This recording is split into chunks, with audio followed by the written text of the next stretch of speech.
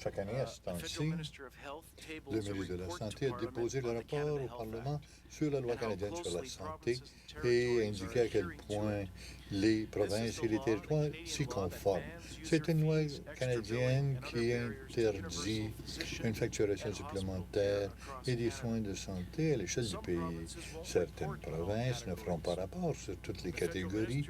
Le ministre fédéral ne dira probablement pas grand-chose et nous prévoyons qu'il y aura un silence sur la vente des soins de santé qui se passe à travers le pays.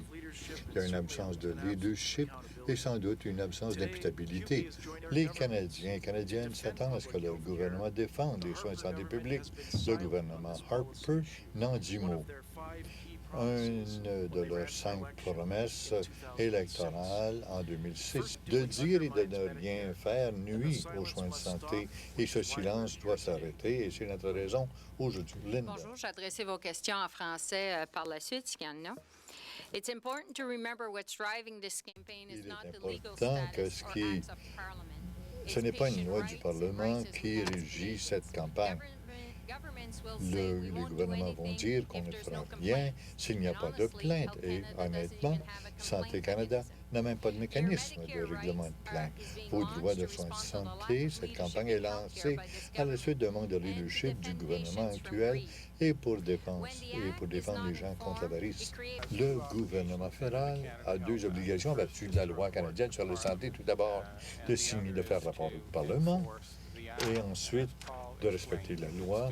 Et dans ce cas-ci, il ne fait ni l'un ni l'autre. Linda vient de décrire comment cela se manifeste pour des personnes un peu partout au pays qui se font demander de se servir de leur carte lorsqu'ils ont besoin de soins de santé nécessaires publics.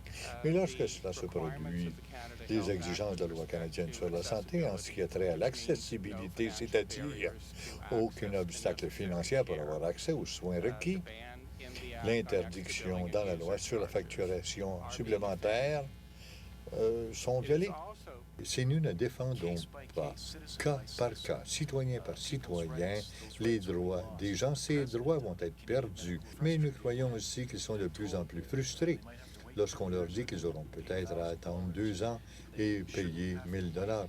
Ils ne devraient pas avoir à attendre, ils ne devraient pas avoir à verser des 1 000 $ et ils doivent connaître leurs droits.